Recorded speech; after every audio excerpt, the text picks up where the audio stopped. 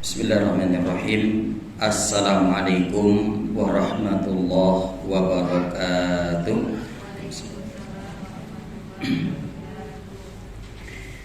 Innal hamdalillah nahmaduhu wa nasta'inuhu wa nastaghfiruhu wa na'udzu billahi min shururi anfusina wa min sayyiati a'malina. May yahdihillahu fala mudhillalah wa may yudlilhu fala hadiyalah. Asyhadu an la ilaha illallah wahdahu la syarikalah wa asyhadu anna Muhammadan abduhu wa rasuluhu la nabiyya wa la rasulahu ba'dah. Usikum wa nafsi bitaqwallah azza wa jalla faqad fazal muttaqun wal mu'minun. Haitsu yaqulullahu ta'ala ya ayyuhalladzina amanu taqullaha haqqa tuqatih wa la tamutunna illa wa antum muslimun.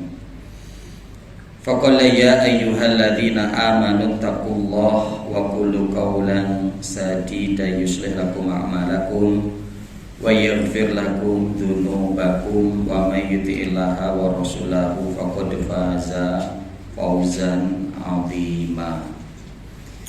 Faqala Rasul sallallahu alaihi wasallam ittaqillaha haitsu ma kunta wa atbi sayyi'atal hasanata tambuha wa khaliqin nas bi khuluqin hasanin. Faqala talabul ilmi fariidatun ala kulli muslimin. Ibu-ibu jamaah majelis ilmu rahimani wa rahimakumullah. Alhamdulillah, bersyukur kita kehadirat Allah Subhanahu wa taala di kesempatan pagi menjelang siang ini. Allah takdirkan kita untuk bermajelis bersama di salah satu rumahnya ini.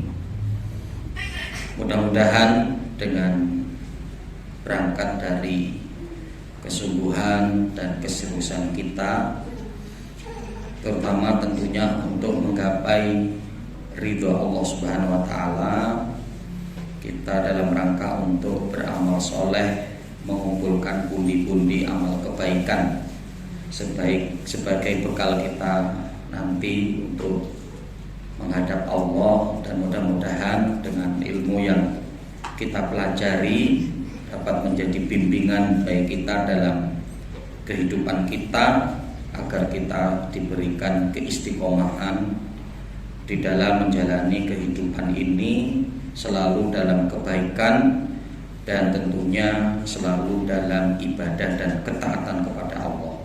Salawat bering salam semoga tak tercurah atas Nabi kita Muhammad sallallahu alaihi wasallam, pada keluarga beliau, para sahabatnya, tabi'in, tabi'ut tabi'in, dan orang-orang senantiasa komitmen dalam menjalankan sunnah beliau sampai datangnya hari kiamat kelak.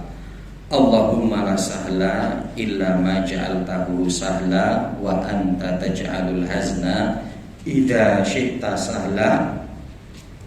Allahumma anfa'na bima 'allamtana wa 'allimna ma yanfa'una. Allahumma zidna ilma.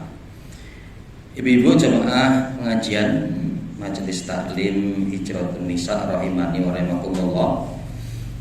Di kajian ini sebagaimana biasa ya, untuk di materi saya mengkaji tafsir fikih ayat-ayat wanita ya, atau tafsir fikih ayat wanita, dan di mana kita sebetulnya sudah sampai di surat An-Nisa ya. Di pertemuan sebelumnya kita telah mengkaji surat An-Nisa di ayat yang pertama, tapi di sini kita tidak melanjutkan surat An-Nisa, tapi kita akan berbicara tentang ayat-ayat puasa ya. Karena sebentar lagi kita akan menemui bulan Ramadan, maka tentunya ya sangat baik ketika kita mengulang kembali materi terkait dengan puasa Ramadan, hal-hal yang terkait dengannya, agar mengingatkan kita kembali dan adanya spirit baik kita untuk bagaimana kita menyambutnya dan persiapan kita untuk melaksanakan rutinitas dan aktivitas kita nanti di bulan Ramadan. Yang karenanya para ibu sekalian rahimakumullah, Syekh Utsaimin rahimahullah taala ketika beliau ditanya, wahai Syekh, bagaimana kiat-kiat atau cara kita ketika kita untuk menyambut bulan Ramadan? Maka beliau menjawab, tidak ada amalan-amalan atau kegiatan khusus ketika kita untuk menyambut bulan Ramadan. Hanya saja beliau mengatakan, yaitu perlu kita sambut dengan kegembiraan, ya. Jadi kita untuk sambut Ramadan dengan kegembiraan yang kita berharap dipertemukan oleh Allah dengan bulan Ramadan tersebut. Dan ketika kita sudah bertemu, Allah mudahkan bagi kita untuk beramal. Para ibu sekalian rahmani wa rahimakumullah, di sini kita akan melihat surat Al-Baqarah di ayat 183 sampai 187. Nanti kita akan ambil pelajaran-pelajarannya. Di sini ada sekitar 7 pelajaran. Nanti akan kita ambil, yang akan kita kaji. Saya bacakan dulu ayatnya. A'udzubillahi minasyaitonirrajim. Bismillahirrahmanirrahim. Ya ayyuhalladzina amanu kutiba alaikumussyam kama kutiba alal ladzina min qablikum la'allakum tattaqun. Ayyaman ma'dudat. Faman kana minkum maridun aw ala safarin fa iddatun min ayyamin ukhra. Wa 'alal ladzina yutiqunahu fidyatun ta'amu miskin. Faman tatawwa'a khairan fa huwa khairul lah wa an tasumu khairul lakum in kuntum ta'lamun. Syahrul Ramadan alladzi unzila fihi al-Qur'an hudan lin-nasi wa bayyinatin minal huda wal furqan. Faman syahida minkum as-sahra falyasum wa man kana maridan aw ala safarin fa iddatun min ayyamin ukhra. Yuridullahu bikumul yusra wa la yuridu bikumul usra wa litukmilul iddata wa litukabbirullaha ala ma hadakum wa la'allakum tashkurun. Wa idza sa'alaka ibadi anni fa inni qarib ujibu da'watad da'i idza da'an falyastajibu li wal yu'minu bi la'allahum yarshudun. Uhilla lakum lailatas siyami rafasu ila nisaikum hunna libasul lakum wa antum libasul lahun. Alimallahu annakum kuntum takhtanuna anfusakum fataba alaikum wa afa ankum fal'ana bashiruhunna wabtaghu ma kataballahu lakum wa kulu washrabu hatta yatabayyana lakumul khaytul abyadu minal khaytil aswadi minal fajr thumma atimus siyama ilal lail wa la tubashiruhunna wa antum aakifuna fil masajid tilka hududullahi fala taqrabuha kadzalika yubayyinullahu ayatihi linnasi la'allahum yattaqun. Ya. Insyaallah ya. Jadi ini dari mulai ayat di 183 sampai ayat 187 ya. Masyaallah muslimin, para ibu sekalian rahimakumullah, ya, ini aturan dari Allah ya, yang Allah turunkan dalam Al-Qur'an sebagai panduan ya bagi kita bagaimana kita untuk menjalani aktivitas puasa, aktivitas Ramadan. Allah Subhanahu wa taala menyebutkan, wahai orang-orang yang beriman, diwajibkan kepada kalian berpuasa sebagaimana hal itu telah diwajibkan kepada orang-orang sebelum kalian agar kalian bertakwa. Ya ayyuhalladzina amanu kutiba alaikumussyam kama kutiba alal ladzina min qablikum la'allakum tattaqun. Yang membawa Al-Qur'an ya bisa dilihat ya. Ayyaman ma'dudat, di mana bulan Ramadan itu adalah hari-hari yang terbatas. Barang siapa di antara kalian yang dalam kondisi sakit atau dalam kondisi safar, maka gantilah di hari-hari yang lain ya. Adapun bagi mereka atau bagi kalian yang tidak sanggup untuk melaksanakan puasa, maka hendaklah membayar fidyah dengan memberi makan 1 hari 1 orang miskin dengan makanan yang kenyang. Ya. Faman tatawwa'a khairan fa huwa khairul lahu wa antasumu khairul lakum in kuntum ta'lamun. Ya, itu adalah satu keringanan yang Allah Subhanahu wa taala berikan kepada kalian. Ya, dan barang siapa di antara kalian yang tetap untuk melakukan puasa, maka itu lebih baik bagi kalian apabila kalian mengetahui. Bulan Ramadan, syahrul Ramadan alladzi unzila fihil Qur'an. Bulan Ramadan yang di dalamnya diturunkan Al-Qur'an. Ya. Para ulama menyebutkan yang dimaksudkan diturunkan Al-Qur'an ini adalah penurunan yang pertama, ya, yaitu jumlah wahidah. Ya, min baitil izzah ila sama'id dunya. Ya, penurunan yang pertama dari rumah kemuliaan ke langit dunia. Ya, yang dilakukan pada bulan Ramadan. Karena nanti ada jenis turun yang kedua, ya, dari langit dunia kepada Rasul yang diturunkan beransur-ansur sesuai dengan kondisi dan keadaan selama kurang lebih 23 tahun. Yang di dalamnya petunjuk bagi manusia, Al-Quran itu, dan penjelas dari petunjuk dan pembeda. Barang siapa di antara kalian yang menyaksikan bulan Ramadan, maka hendaklah berpuasa. Ya. Dan barang siapa di antara kalian yang dalam kondisi sakit atau dalam perjalanan, maka gantilah di hari-hari yang lain. Allah dengan ini menginginkan kemudahan bagi kalian, dan Allah tidak menginginkan kesulitan untuk kalian. Maka sempurnakanlah bilangan Ramadan kalian sampai akhir, dan bertakbirlah setelah itu dari apa yang Allah mudahkan untuk kalian, wala'allakum tashkurun, agar kalian, ya, menjadi orang-orang yang bersyukur. Wa idza sa'alaka ibadi anni fa inni qarib. Kalau ada umatmu wahai Muhammad, hamba-hambaku kata Allah, yang bertanya kepadamu tentang aku, tentang Allah, katakan bahwa aku ini dekat. Ya. Aku akan, ya, mengijabah, ya, mengabulkan doa orang-orang yang mau berdoa kepadaku ketika mereka berdoa. Ya, maka ikutilah aku, ya, terimalah seruan Allah, maksudnya begitu, dan berimanlah kepadaku kata Allah, la'allahum yarshudun. Mudah-mudahan mereka mendapatkan petunjuk. Uhilla lakum lailatas siyami rafasu ila nisaikum. Dihalalkan bagi kalian, ya, istri-istri kalian pada malam Ramadan. Hunna libasul lakum wa antum libasul lahun. Mereka adalah pakaian bagi kalian dan kalian adalah pakaian bagi mereka. Alimallahu annakum kuntum tahtanuna anfusakum fataba alaikum. Ya, di mana Allah Subhanahu wa taala ngerti bahwa itu sebetulnya adalah sesuatu yang berat bagi kalian. Ketika kalian bertobat kepada Allah, maka Allah akan mengampuni dosa-dosa kalian. Fal'ana bashiruhunna bashiruhunna waqtahu ma kataballahu lakum wa kulu washrabu hatta yatabayyana lakumul khaydul abyadu minal khaydil aswadi minal fajr. Ya. Dan fal'ana bashiruhunna, dan sekarang, ya, boleh kalian untuk di malam hari, ya, suami istri boleh kalian untuk bersenang-senang di antara kalian, ya. Wabtaghu ma kataballahu lakum.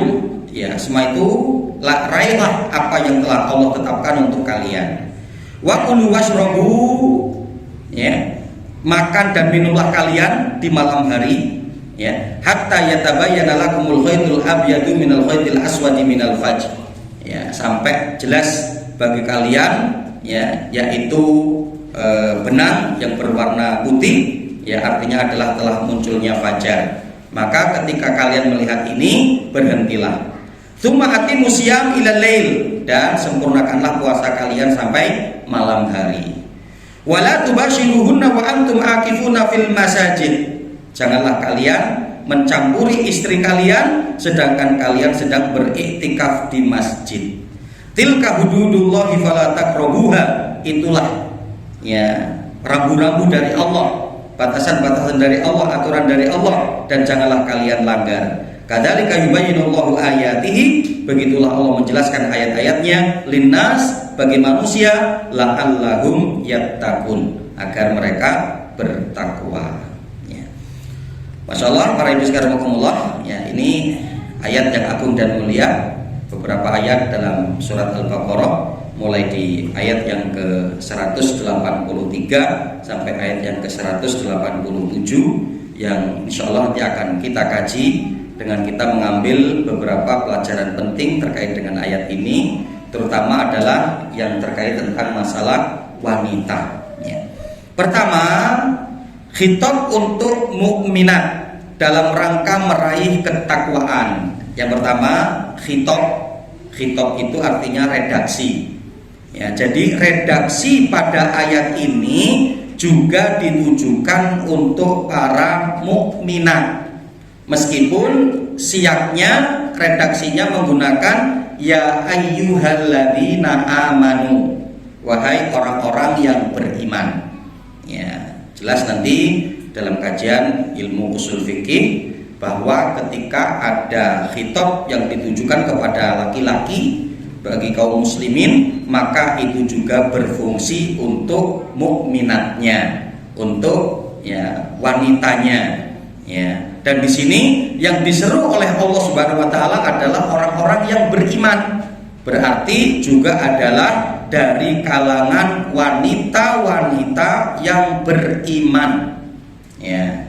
Dan jelas ya, sahabat Abdullah bin Mas'ud radhiyallahu taala anhu menyebutkan kepada kita, idza sami'tallah yaqul ya ayyuhalladzina amanu ya far'aha sam'aka ya fa innahu khairun yu'maru bihi au nahyun ya au syarrun yunha anhu. Ya, seperti sahabat Abdullah bin Mas'ud pernah mengatakan, kalau kamu mendapati di mana ketika Allah dalam satu ayat ya mengatakan ya ayyuhalladzina amanu, wahai orang-orang yang beriman, maka persiapkanlah pendengaranmu dengan sebaik mungkin, karena tidaklah lafaz setelah ya ayyuhalladzina amanu kecuali adalah kebaikan. Bisa jadi isinya itu adalah kebaikan yang diperintahkan bagimu untuk menjalankan, atau keburukan yang diperintahkan kepadamu agar kamu meninggalkannya. Ya, dan jelas pada ayat ini Allah Subhanahu wa taala menyebutkan tentang kebaikan kepada kita yang untuk kita laksanakan. Ya ayyuhalladzina amanu kutiba alaikumussyam. Wahai orang-orang yang beriman, diwajibkan kepada kalian berpuasa. Ya. Nah, jadi para ibu sekalian rahimani wa rahimakumullah, ya khitab yang ditujukan juga untuk wanita-wanita mukminah. Ya, yang tentunya untuk terpanggil juga dengan panggilan ini. Ya, ketika kita merasa bahwa kita ini adalah termasuk mukmin, kita ini termasuk mukminah, maka berarti kita termasuk yang terpanggil pada ayat ini, wahai orang-orang yang beriman. Ya. Nah, masyaallah muslimin rahimani wa rahimakumullah, para ibu sekalian rahimani wa rahimakumullah, ya. Pelajarannya juga nanti diantaranya terkait dengan poin ini, ya, bagaimana ketika Allah memanggil kita dengan wahai orang-orang yang beriman, ini adalah panggilan kasih sayang. Ya, ya ayyuhalladzina amanu, wahai orang-orang yang beriman. Tapi ternyata apa? Setelahnya adalah tugas. Kutiba alaikumussyam, diwajibkan bagi kalian untuk berpuasa. Ya. Bagaimana ketika Allah menyeru kita dengan panggilan kasih sayang, kok setelah itu memberikan beban, begitu ya? Yang artinya para ibu sekalian rahimani wa rahimakumullah, yang kita anggap seolah-olah itu beban, yang padahal kita perlu melihat di balik semua itu adanya kebaikan di sisi Allah. Ya. Jadi ini dapat untuk menjadi pelajaran bagi kita. Ya. Jadi artinya apa? Tidak selalu bahwa apa yang menjadi kebaikan bagi diri kita itu adalah sesuatu yang mudah-mudah, sesuatu yang enak, sesuatu yang menyenangkan kita. Ya, maka ketika kita nanti mendapati ada sesuatu yang tidak sesuai dengan hawa nafsu kita, tidak sesuai dengan keinginan kita, tapi itu adalah ketetapan Allah, kita harus yakin di balik itu ada kebaikan. Ya, kita melihat Bu firman Allah dalam surat Al-Baqarah di ayat yang ke-216, ya, di mana ketika Allah mengatakan wa asa an takrahu syai'a wa huwa khairul lakum wa asa an tuhibbu syai'a wa huwa syarrul lakum wallahu ya'lamu wa antum la ta'lamun. Ya. Wa asa an takrahu syai'a, dan pada waktu ketika mungkin kamu membenci sesuatu, wa huwa khairul lakum, padahal itu baik untukmu. Gitu ya. Dari contoh mungkin ya di waktu panas kita kok suruh menutup aurat, gerah gitu ya. Apalagi menjelang Ramadan ini Bu ya. Terasa nggak Bu gitu ya? Kayaknya panas betul gitu ya. Kalau siang itu. Karena ternyata Bu, Ramadan itu juga diantaranya arti Ramadan itu artinya panas. Ya. Jadi di mana diantaranya dulu ya di kalangan para sahabat Nabi, orang-orang terdahulu ya, mereka memberi nama bulan itu disesuaikan dengan kondisinya ya. Karena memang bulannya panas maka disebut sebagai Ramadan ya. Dan ini menjadi satu ujian yang berat gitu kan ya. Dan para ulama pun banyak mengartikan panas gitu ya, panasnya hati gitu ya. Yang bisa jadi nanti kita di bulan Ramadan akan banyak yang mengusik hati kita. Nah ini bagaimana kita untuk mengendalikannya, di situ ujiannya. Kemudian juga panas perut, gitu Bu ya. Ada ulama yang mengartikan begitu Bu. Ya, panasnya perut, kenapa? Karena tidak terisi. Ya, yang di situ kadang gampang sekali tersulut emosi, ya, amarah begitu. Tapi bagaimana kita untuk mengendalikan? Karena kita sedang dalam kondisi berpuasa. Juga panas mulut gitu ya, karena tidak tersiram dengan air minum begitu ya. Nah jadi yang kadang kita mendapati sesuatu yang kita benci, yang kita tidak sukai, wa huwa khairul lakum, padahal itu baik untuk kita ya. Ya karena bagaimana kita untuk bisa bersabar terlebih dahulu, karena memang itu diperintahkan oleh Allah bagi kita. Terutama yang terberat nanti adalah tidak minum. Maka balasannya apa? Ya, bagi seorang yang nanti dimasukkan ke dalam jannah, bagi orang yang berpuasa, dengan adanya pintu khusus untuk mereka, yaitu babur royan, ya, pintu ar-royan bagi orang berpuasa. Dan kalau mereka masuk kemudian mereka minum, lan yatma abadan, mereka tidak akan mungkin kehausan selama-lamanya ya, ketika sudah masuk ke dalam jannah bagi orang-orang yang berpuasa ya.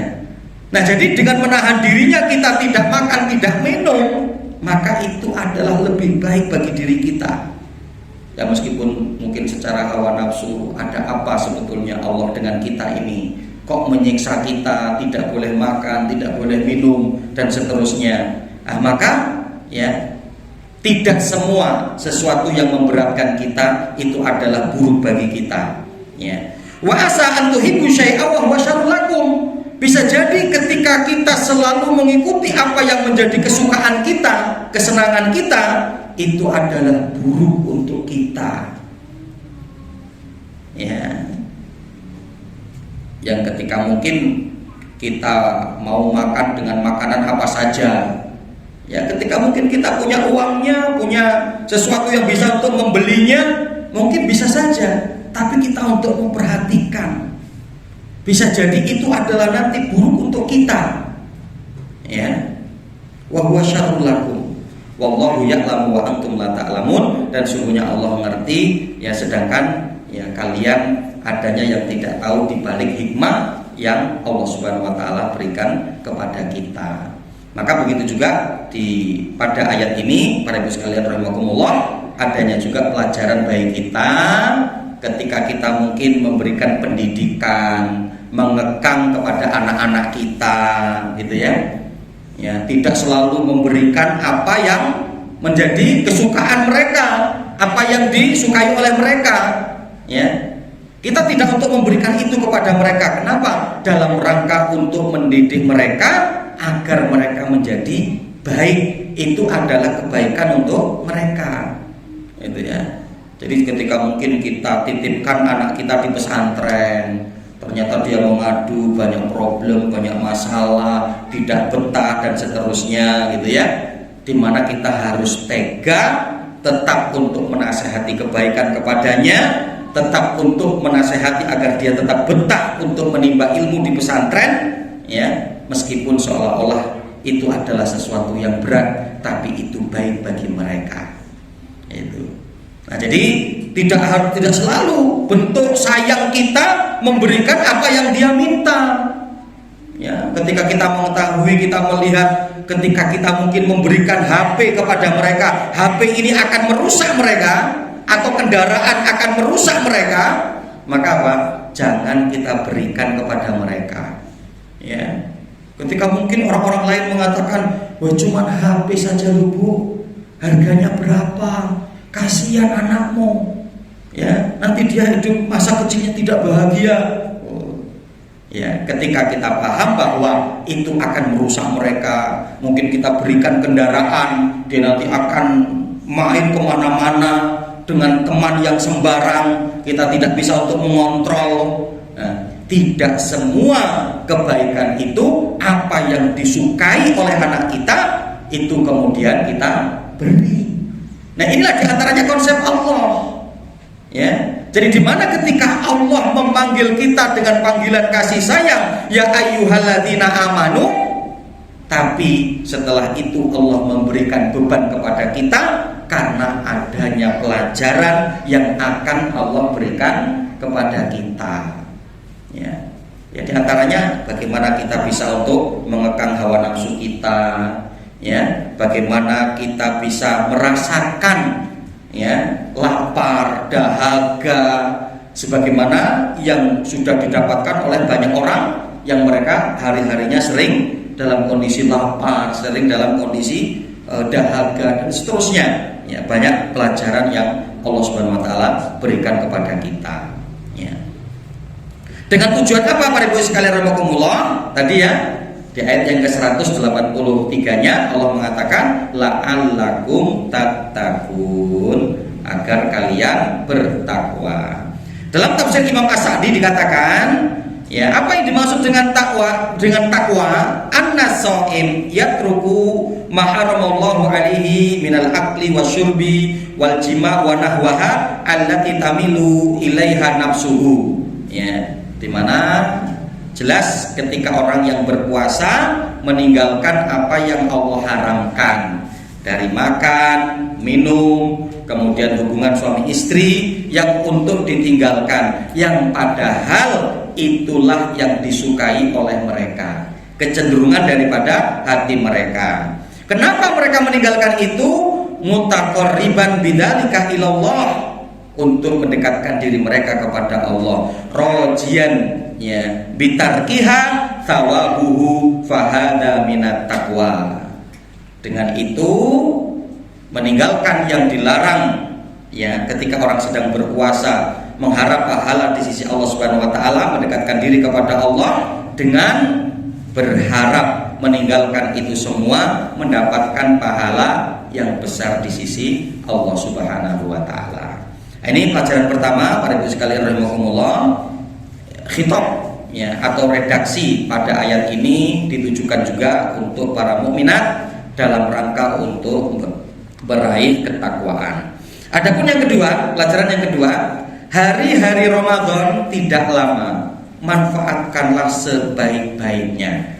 Ayyamam ma'dudat, ya, dimana hari-hari Ramadan itu adalah hari-hari yang tidak lama, ya, dan ternyata Masya Allah ya para ibu sekalian rahimakumullah, puasa Ramadan ketika kita bagi umat Nabi Muhammad SAW adanya syariat untuk berpuasa 1 bulan penuh di suatu bulan, yaitu bulan Ramadan, ya, agar dimana kita pun ringan untuk mengerjakannya. Perlu kita ingat bersama bahwa umat-umat sebelum kita, mereka pun juga ada puasa. Ya, Imam Al-Qurtubi dalam tafsirnya, ya, beliau menyebutkan, ya, jangan kira bahwa umat Nabi Adam tidak ada puasa, mereka pun ada puasanya. Ya, itu seperti yang disebutkan bahwa puasa yang dilakukan di tanggal 13, 14, 15 di setiap bulannya. Ya, ada sebagian para ulama mengatakan itu adalah puasa sebagai bentuk taubatnya Nabi Adam kepada Allah Subhanahu wa taala karena telah mendekati pohon yang dilarang.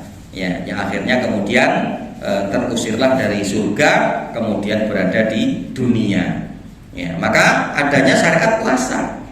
Begitu juga orang Yahudi. Imam Al-Qurtubi dalam tafsirnya menyebutkan begitu. Orang-orang Yahudi, mereka memiliki beban puasa selama 1 tahun. Di setiap tahunnya itu adanya 40 hari mereka untuk berpuasa. Berarti apa, Bu? Masih lebih banyak dari kita. Kita yang kurang lebih 29 sampai 30 hari. Mereka sampai 40 hari. Orang-orang Nasrani, ya, itu 50 hari. 20 hari lebih dari kita. Orang-orang Yahudi 10 hari lebih dari kita. Ya, sehingga ya, tentunya untuk tidak ada bahasa dari kita bahwa berat, ya, bahwa lama, ya, padahal tidak. Allah pun sudah mengatakan ayyamam ma'dudat. Bulan Ramadan itu adalah hari-hari yang terbatas. Kalau tidak memanfaatkan dengan sebaik mungkin, lama-lama akan terus berkurang, dan tahu-tahu tinggal 1 pekan, tahu-tahu tinggal 3 hari lagi, tahu-tahu tinggal 2 hari lagi, tinggal sehari lagi. Kemudian ternyata selesai Ramadan meninggalkan kita. Nah, maka mari, ya, dengan ayyamam ma'dudah, hari-hari yang terbilang dengan bilangan yang sebentar ini, manfaatkan dengan sebaik mungkin. Ya, di dalam Imam Tirmidzi, ya, disebutkan bahwa wayunadi munadi, nanti akan adanya malaikat yang menyerukan kepada kita, ya baghiyal khair aqbil wa ya baghiyal syarri absir. Wahai para pencinta kebaikan, manfaatkan dan terimalah bulan itu dengan sebaik-baiknya. Ya, wahai para pencinta keburukan, persempitlah keburukan kalian ketika di bulan Ramadan. Berhentilah kalian dari melakukan keburukan ketika berada di bulan Ramadan. Dan Rasul Shallallahu Alaihi Wasallam pun mengamini doa malaikat Jibril di dalam Imam Abu Dawud, ya, ketika Rasulullah mengucapkan amin. Ya, di riwayat itu disebutkan ketika tangga Rasulullah, mimbarnya itu ada 3, di setiap tingkatan Rasulullah mengucapkan amin. Para sahabat bertanya, alama amanta ya Rasulullah? Ya Rasulullah, engkau mengamini apa? Kami gak paham. Maka Rasulullah mengatakan, telah datang kepadaku malaikat Jibril dan berkata kepadaku untuk mengaminkan 3 hal. Di antara dari 3 hal itu, aku diperintahkan untuk mengamini, ya Muhammad, rahima anfu rajulin adraka alaihi syahrul Ramadan falam yughfar lahu. Wahai Muhammad, celakalah bagi seseorang yang dia bertemu dengan bulan Ramadan tapi dosanya tidak diampuni oleh Allah. Kul amin fakultu amin. Aku diperintahkan oleh malaikat Jibril untuk mengaminkan dan aku amini, kata, ya, Nabi Muhammad SAW. Nah, karenanya pelajaran yang kedua, hari-hari Ramadan tidak lama, maka manfaatkanlah dengan sebaik-baiknya pada lafaz ayyamam ma'dudat, ya, bahwa bulan Ramadan itu adalah terdiri dari hari-hari yang terbatas, ya. Pelajaran yang ketiga, barang siapa di antara kalian yang mendapati sakit atau dalam kondisi safar, maka gantilah di hari-hari yang lain. Ya, ini pelajaran yang ketiga kita. Artinya apa para ibu sekalian rahimakumullah? Yang dimaksud sakit di sini itu adalah sakit yang masih diharapkan kesembuhannya. Ya, maka nanti kan kita bisa melihat ya, ada sakit yang masih memungkinkan diharapkan kesembuhannya. Ya mungkin sakit-sakit biasa, demam, flu, itu ya. Tapi mungkin adanya orang yang sakit yang itu sudah tidak diharapkan akan kesembuhannya. Ya, sakit-sakit yang sudah parah. Contoh mungkin seperti itu. Nah, maka ini perlu untuk dibedakan, ya. Nah, yang dimaksud pada ayat ini adalah sakit-sakit yang masih diharapkan akan kesembuhannya. Karena nanti yang sakit yang sudah tidak diharapkan akan kesembuhannya ada hukum tersendiri bagi mereka. Ya, insya Allah akan kita kaji juga. Nah, yang dimaksud di sini adalah sakit yang masih diharapkan akan kesembuhannya. Ya. Dan begitu juga dengan safar. Ya. Nanti safar ini, di mana definisi di kalangan para ulama, safar itu adalah ketika jarak yang sudah menjadi urf, kebiasaan di suatu daerah atau suatu wilayah, ya, yang tidak terbilang dengan berapa kilonya, gitu ya, tapi disesuaikan dengan urf kebiasaan. Di antaranya kalau di wilayah kita atau daerah kita ya, ketika sudah berada di kota yang lain, ya, jadi sudah berada di luar kota. Dan di sini pun ada rambu-rambunya, Bu. Ini yang disebutkan dalam Sahih Fiqh Sunnah Imam Abu Malik. Ya, di sini ada 3 terkait dengan orang yang sakit atau sedang safar. Ya, boleh bagi mereka untuk tidak berpuasa dan mengganti nanti di hari-hari yang lain. Yang pertama, jika berat untuk melakukan puasa dan berat melakukan amal kebaikan yang lain, maka lebih utama tidak puasa. Ini yang pertama, Bu, ya. Jika berat untuk melakukan puasa dan berat melakukan amal kebaikan yang lain, maka lebih utama tidak puasa. Jadi dengan puasanya itu menjadikan semakin sakit, ya, semakin lemah, sakitnya semakin parah. Atau begitu juga orang sedang safar, itu dia semakin berat, ya, lemahnya semakin lemesnya, gitu, karena dengan banyaknya aktivitas sedang berada di luar rumah, gitu ya, sedang berada di kota orang lain, di tempat orang lain, ya, dan tidak bisa untuk melakukan aktivitas kebaikan yang lain, gitu kan, mengganggu baca Qur'annya, mengganggu sholat wajibnya, mengganggu sholat sunnahnya yang lain. Nah, maka di mana lebih utama untuk di sini tidak berpuasa. Itu. Yang kedua, jika berpuasa tidak berat dan juga bisa untuk beramal kebaikan dengan amalan yang lain, maka berpuasa lebih baik. Ya. Jadi artinya dengan ketika sedang sakit itu dia berpuasa, dia kuat, gitu kan? Dan dia juga masih bisa untuk melakukan aktivitas yang lain. Begitu juga ketika sedang safar, ya, maka dia kuat, ya, meskipun sedang safar itu dia sambil berpuasa, gitu kan? Dan dia masih juga bisa untuk melakukan aktivitas yang lain dari amal kebaikan, maka berpuasa itu lebih baik, ya. Adapun kondisi yang ketiga, jika berpuasa malah membinasakan diri sendiri, maka wajib tidak berpuasa. Ya, memberikan bahaya, itu ya. Kalau sakit bisa sampai mungkin menjadikan pingsan, ya, menjadikan tidak berdaya, tidak bisa apa-apa, ya. Maka hal yang seperti ini justru wajib bagi dirinya untuk tidak berpuasa dengan konsekuensi mengganti di bulan-bulan yang lain selain bulan Ramadan ketika nanti sudah melewatinya. Ada pelajaran yang keempat, para ibu sekalian rahimakumullah, ya. Siapa dalam kategori yang tidak mampu, ya, wa 'alal ladzina yutiqunahu fidyatun ta'amu miskin. Ya, tadi ya. Jadi barang siapa, kata Allah Subhanahu wa taala masih di ayat yang ke-184-nya, barang siapa yang dalam kondisi ketidaksanggupan, maka ya membayar fidyah lah ya, ta'amu miskin ya, sesuai dengan bilangan hari, yaitu memberi makan sampai kenyang fakir miskin, satu daripada fakir miskin. Nah, pada ibu sekalian rahimakumullah, siapa yang tergolong orang-orang yang tidak mampu pada ayat ini? Pertama, orang yang sudah tua renta. Itu Bu ya. Jadi orang yang sudah tua renta, maka termasuk wa alal ladzina yudhikunahu fidyatun ta'amu miskin. Ya, mereka dalam kondisi yang tidak sanggup untuk mengganti dengan fidyah. Yang sudah tidak sanggup lagi bagi mereka untuk berpuasa. Siapa mereka? Pertama, orang yang sudah tua renta. Ya, jadi kalau tua renta kan nggak bisa dikembalikan lagi Bu ya, dikembalikan muda, ini udah nggak bisa.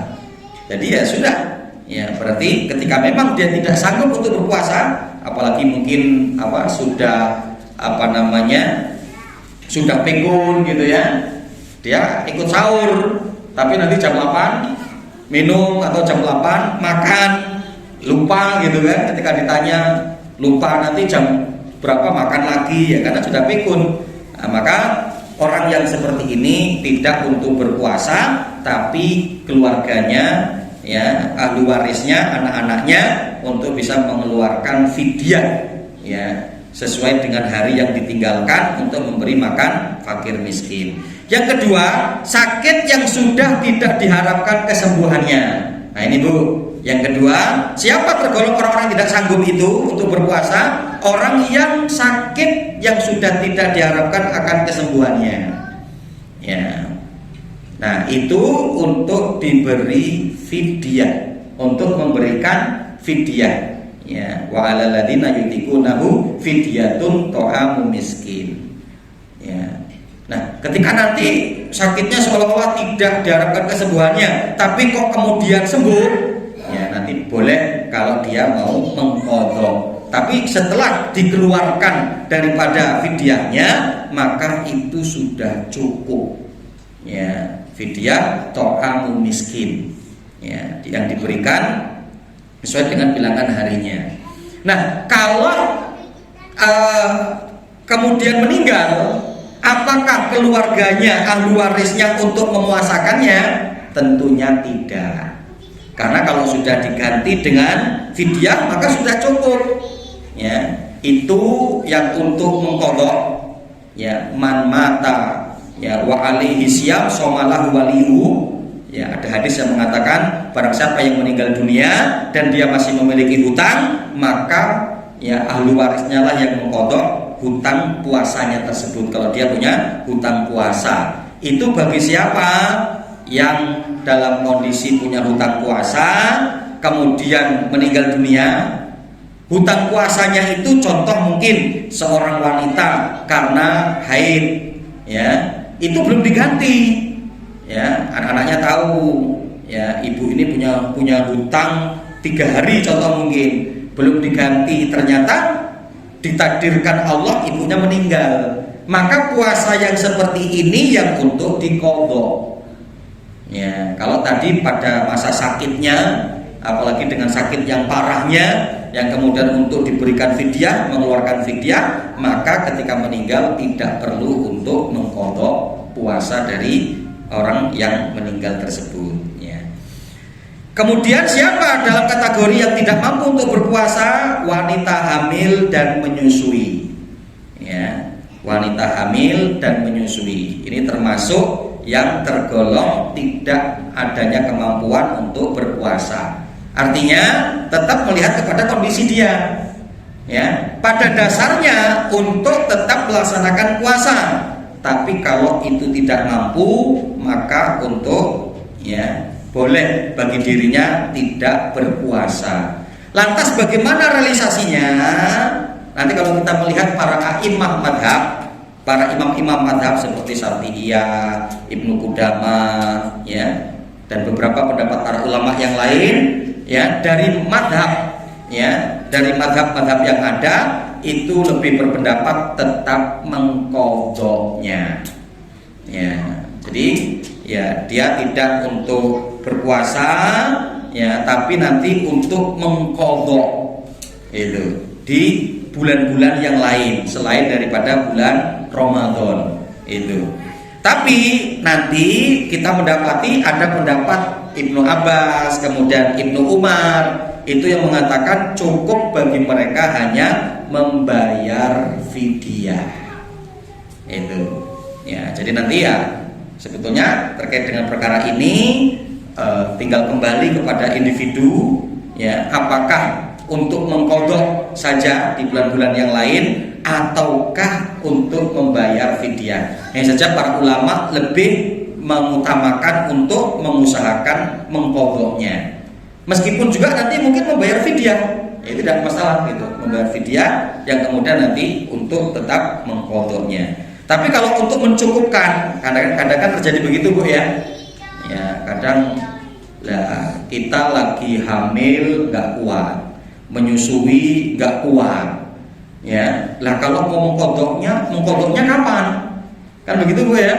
Karena hamil 9 bulan, menyusui 2 tahun, sempurna kan gitu kan? Maka berarti apa? Ya untuk membayarkan fidyah. Ya. Udah gitu tahun keempatnya hamil lagi. Ya, akhirnya kapan Pak aku puasa gitu ya. Ya sudah usah puasa gitu ya. Nah, hanya saja tetap begitu Bu, kalau diberikan fisik yang kuat, maka lebih ya ditekankan adalah mengqadhanya. Namun jika tidak, ada solusi yaitu dengan membayar fidyah, dan ini pendapat dari Abdullah bin Abbas, begitu juga oleh Abdullah bin Umar. Ya, cukup bagi mereka membayar fidyah saja dengan tanpa mengqadha puasanya. Berapa ukuran fidyah? Ya, ada sebagian para ulama mengatakan ukuran fidyah itu mengikuti urf, kebiasaan di satu tempat. Kira-kira membayar fidyah itu berapa gitu ya. Hanya saja nanti kajian di kalangan para ulama bahwa fidyah itu adalah 1 mud. Ya. Jadi kalau 1 mud itu ukurannya adalah zakat fitrah dibagi 4. Karena kalau hitungan Arab, zakat fitrah kita itu 1 sok. 1 sok. 1 sok itu arba'atul amdad. 1 sok itu 4 mud. Berarti kan tinggal dibagi Bu ya. Jadi zakat fitrah kita itu dibagi 4. Ya, kalau 2,5 kg dibagi 4 itu Bu ya. Kalau 5 on, 5 kali 4 20, baru 2 kilo Pak ya. 5 on, 5 on 6 onan lah ya. 6 atau 7 on. Ya, 7 6 kali 4 24. Ya. Ya itu berarti 6 on lebih. 7 lah ya. Anggap aja 7 on. Dan realisasinya kalau kita mau memberi dengan bentuk mentah, maka afdolnya dikasih lauk. Itu Bu. Ya, jadi kalau semuanya kan itu kan memberi makan kenyang fakir miskin, 1 orang fakir miskin gitu ya, sesuai dengan hari yang ditinggalkan. Ya, jadi kalau contoh semuanya itu kita berikan setiap harinya, maka mungkin kita tambah kasih ikan atau kita tambah kasih telur dan seterusnya ya. Dan boleh juga diberikan dalam bentuk sudah masak, sudah matang. Ya, jadi tidak hanya sekedar bentuknya adalah makanan mentah atau beras ya, karena tetap mengikuti kaidahnya seperti zakat ya, yaitu bahan pokok masyarakat setempat ya. Dan bagaimana kalau hanya memberikan dengan beras saja sesuai tadi ya, sekitar mungkin 7 on tadi di setiap harinya, ya itu juga tidak mengapa. Tapi ya alangkah baiknya mungkin begitu ya, setelah berapa hari nanti kemudian baru diberikan. Gak mesti juga harus setiap hari memberikan. Nah itu teknis saja ya, itu teknis saja. Nanti mungkin sudah 10 hari. Nah, berarti kan kalau kali 7 on berarti 7 kilo. Nah, 7 kilo plus telur 1 kilo. Contoh mungkin seperti itu ya. Nah ini para ibu sekarang pelajaran yang keempat, ya, siapa yang masuk dalam kategori orang yang tidak mampu untuk berpuasa, wa 'alal ladzina yutiqunahu fidyatun ta'amu miskin. Ini adalah tiga golongan ini, ya. Orang yang sudah tua renta, sakit yang sudah tidak diharapkan kesembuhannya, dan yang ketiga adalah wanita hamil dan wanita yang sedang menyusui. Kemudian yang kelima, bagaimana kita untuk mengimani Al-Qur'an? Ya, Masya Allah, tadi di mana di ayat yang ke-185-nya Allah mengatakan syahrul ramadhan alladzi unzila fihil Qur'an hudal linnasi wa bayyinatin minal huda wal furqan. Para ibu sekalian rahimani wa rahimakumullah, bagaimana, ya, cara agar kita bisa tergolong orang-orang yang mengimani Al-Qur'an, yang Al-Qur'an itu dapat menjadi petunjuk bagi kita, hudal linnas, petunjuk bagi manusia. Imam Ibnu Katsir beliau menjelaskan, ya, yang dimaksud di sini adalah hada madhun lil Qur'an alladzi anzalahullah hudalil qulubil ibad. Ya, ini adalah pujian Allah yang diberikan oleh Allah terhadap Al-Qur'an, satu kitab yang Allah turunkan kepada hambanya untuk petunjuk bagi hambanya. Ya, hamba yang seperti apa? Imam Ibnu Katsir di sini mengatakan miman amanabihi, yang mau beriman terhadap Al-Qur'an. Artinya prosesnya, konsepnya itu adalah apa? Agar Al-Qur'an itu dapat menjadi petunjuk bagi kita untuk mengimani Al-Qur'an. Al-Qur'an itu adalah kalamullah, Al-Qur'an itu adalah kebenaran, Al-Qur'an itu adalah mengandung mukjizat dan seterusnya. Kita harus mengimani. Wasodaqohu, dan kita harus membenarkan isinya. Ya, nggak ada para ibu sekalian rahimakumullah isi Al-Qur'an yang menyesatkan kita. Nggak ada isi Al-Qur'an yang salah.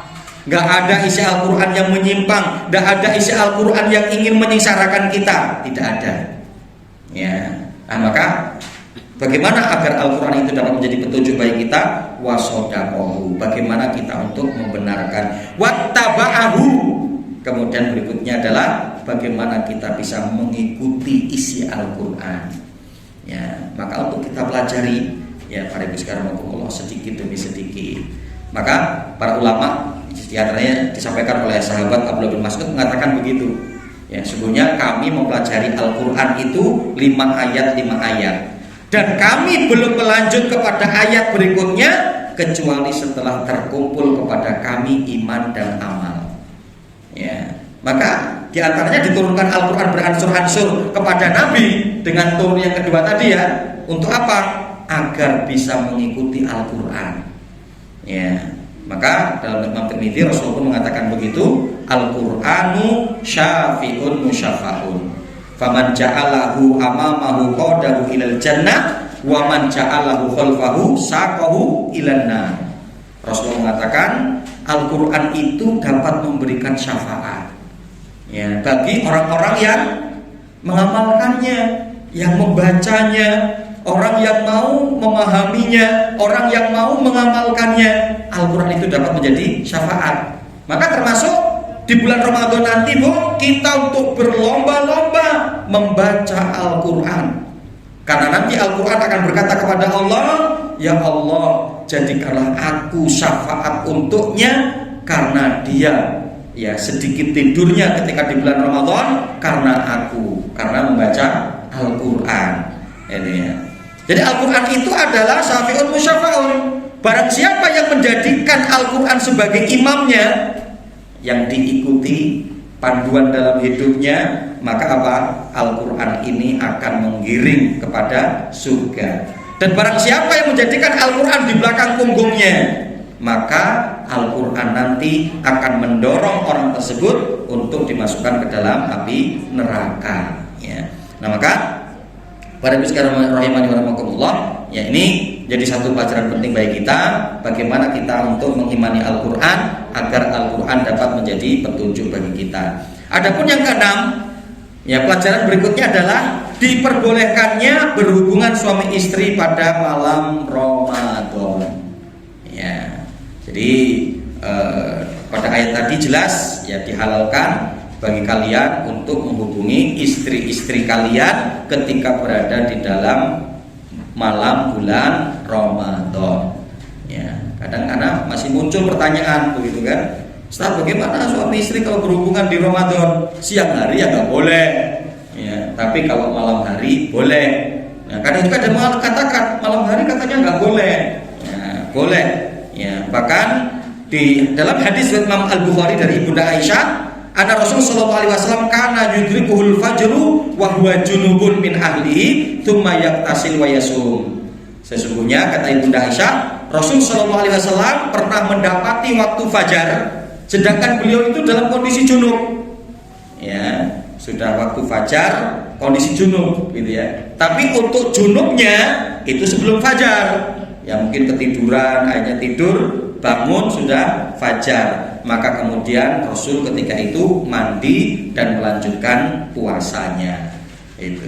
Jadi artinya bahwa pada malam bulan Ramadan bagi suami istri boleh bagi mereka untuk berhubungan. Kemudian yang terakhir, yang ketujuh, pada waktu iktikaf tidak boleh berhubungan suami istri. Dengan ya berhubungan suami istri maka iktikafnya batal. Ya, ini bagi mereka yang betul-betul meniatkan untuk melakukan iktikaf. Ya. Jadi yang memang menyengaja ya untuk melakukan iktikaf, niat dari awal masuk malam 21 untuk beriktikaf. Ya. Wanita boleh beriktikaf, yang penting terjaga dari fitnah dan izin suami. Jadi apakah boleh ya para wanita untuk mengikuti iktikaf? Boleh. Ya, dulu Rasulullah kan sempat mengizinkan istrinya ya. Akhirnya kemudian Rasulullah pun tidak jadi iktikaf juga. Karena apa? Istrinya pada waktu itu saling bersaing untuk mengikuti iktikaf. Begitu. Nah, ini yang untuk menunjukkan bahwa para wanita itu boleh untuk beriktikaf ya. Dan juga di mana tentunya iktikaf itu dilakukan di masjid ya, bukan di rumah, tapi dilakukan di masjidnya. Kalau mungkin kayak masjid ini kan samping ada tempat itu, nah, perempuan iktikafnya di sana boleh terpisah dengan laki-laki, maka ya ini diperbolehkan. Ya. Nah ini mungkin para ibu sekarang ya dari beberapa ayat dalam surat Al-Baqarah di ayat-ayat puasa yang dapat kita ambil pelajaran-pelajarannya ya untuk bagaimana kita menjalani puasa di bulan Ramadan agar sesuai dengan petunjuk Al-Quran dan Sunnah. Ini mungkin sementara pada sekarang yang bisa kita kaji. Ada beberapa menit ke depan. Kalau mungkin ada hal yang perlu ditanyakan, silakan mungkin. Wallahu